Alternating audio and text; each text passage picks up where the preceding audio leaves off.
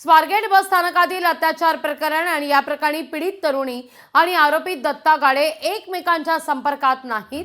आरोपीच्या मोबाईलची तांत्रिक तपास केल्यानंतर ही बाब समोर येते। दोघेही परस्परांच्या संपर्कात असल्याचा खरं तर आरोपीचा आणि आरोपीच्या कुटुंबियांचा दावा होता, पण हा दावा खोटा ठरताना दिसतोय।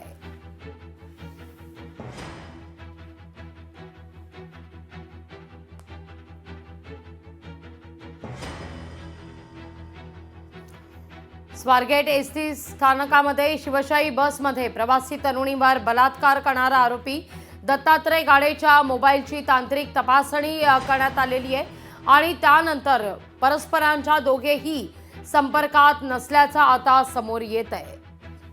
या सगळ्याविषयी अधिक माहिती घेण्याकरता थेट जाऊया आपले प्रतिनिधी अमोल धर्माधिकारी यांच्याकडे। अमोल, दोन महत्त्वाचे मुद्दे यातून आता समोर येताना दिसतात।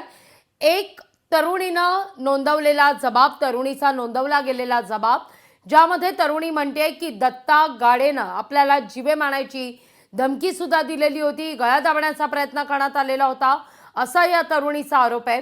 दुसरा महत्त्वाचा मुद्दा यातून समोर येतोय, हे दोघे सुद्धा परस्परांच्या गेल्या महिनाभरापासून संपर्कात नव्हते।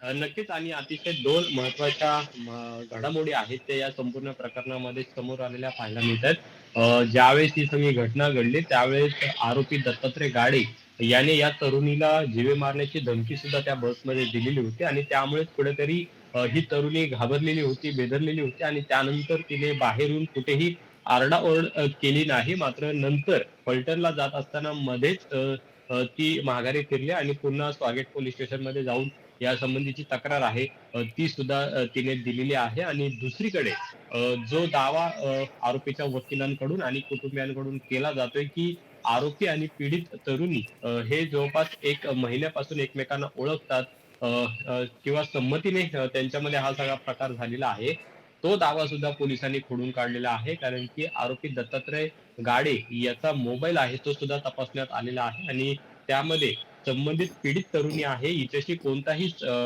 फोन कॉलद्वारे किंवा SMS द्वारे तिच्याशी संपर्क झाला नसल्याची सुद्धा माहिती समोर आलेली आहे आणि त्यामुळे जो दावा वकिलांकडून करण्यात आलेला होता तो दावा कुठेतरी फोल ठरलेला पाहायला मिळते। मात्र दुसरीकडे बसमध्ये ज्यावेळेस या तरुणीवर या पीडित आरोपी दत्तात्रय गाडे यांनी अत्याचार केला त्यावेळेस त्यांनी तिचा गळा आवळण्याचा सुद्धा प्रयत्न केला आणि तिला जीवे मारण्याची धमकी दिली आणि त्यामुळे नंतर या तरुणीने घाबरलेल्या अवस्थेमध्ये कुठेही आरडाओरड केली नाही आणि त्यानंतर ही सगळी घटना ज्यावेळेस समोर आली त्यानंतर आता आरोपी दत्तात्रय गाडे याला अटक केल्यानंतर त्याच्या तपासामध्ये ही सगळ्या धक्कादायक माहिती आहे त्या सुद्धा समोर येताना पाहायला मिळतात। अगदी अमोल, तुर्तास धन्यवाद तुम्ही दिलेल्या एकूणच या सविस्तर माहिती करता। तरुणीचं तिकीटही आता पोलिसांनी तपासाच्या दृष्टिकोनातून ताब्यात घेतलेलं आहे, ते देखील जप्त करण्यात आलेलं आहे। फलटणला जात होती तरुणी, त्यावेळी हा सगळा प्रकार घडलेला होता।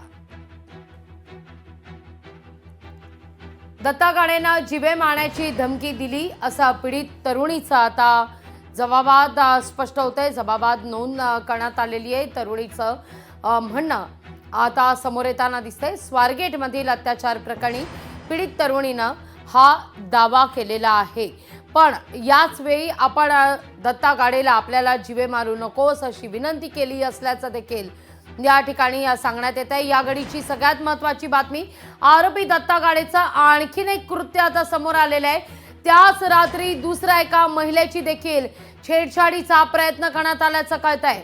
आरोपी दत्ता गाडेनं आणखीन एक कृत्य त्या रात्री केलेलं होतं। महत्त्वाची अपडेट आता या प्रकरणी समोर येताना दिसतेय। आरोपी दत्ता गाडे भोवती फास अधिक आवळताना दिसतोय।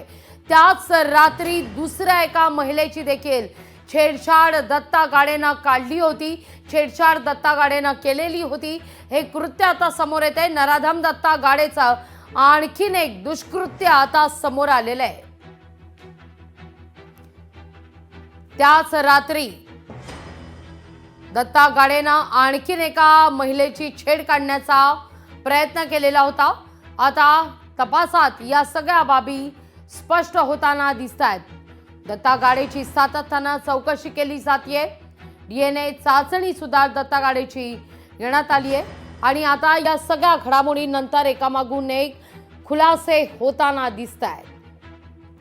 पुण्यातील स्वारगेट डेपो बलात्कार प्रकरण आणि या प्रकरणी लैंगिक अत्याचार प्रकरण आणि या प्रकरणी आता दत्ता गाडेनं त्याच रात्री आणखीन एका महिलेची छेड काढल्याचं प्रकरण हे समोर आलेलं आहे. तपासात या सगळ्या संदर्भात बाब स्पष्ट झाल्याचं कळतंय. अधिक माहिती घेऊया आपले प्रतिनिधी चंद्रशेखर भांगे यांच्याकडून. चंद्रशेखर, मोठा खुलासा आता या प्रकरणी होताना दिसतोय.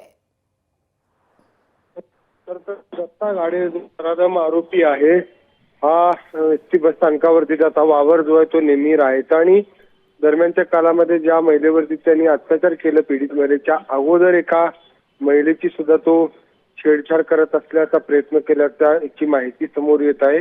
तर दत्ता गाडे याची मोडस जी आहे ती राज्यातील विविध बस स्थानकाच्या बस स्थानकावरती जाऊन एकांतात प्रवास करणाऱ्या महिलांना गाठणे, त्यांना मदतीच्या बहाण्याने त्यांच्याशी लगट करण्याचा प्रयत्न करणे अशी त्याची मोडस आहे.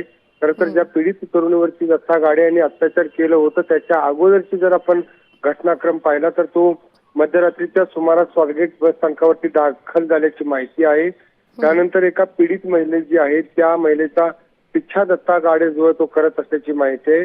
दरम्यानच्या काळामध्ये ज्या पीडित मुलीवरती लैंगिक अत्याचार या गाडीने नराधमाने केलेले आहेत, ती महिला त्याला दिसल्यानंतर त्या दुसऱ्या पीडित महिलेला त्याचा पिच्छा त्यांना सोडल्याची माहिती आहे.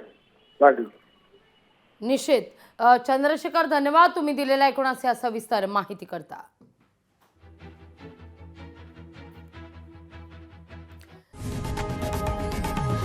लोकशाही मराठी ऐका, पहा, जागरूक रहा.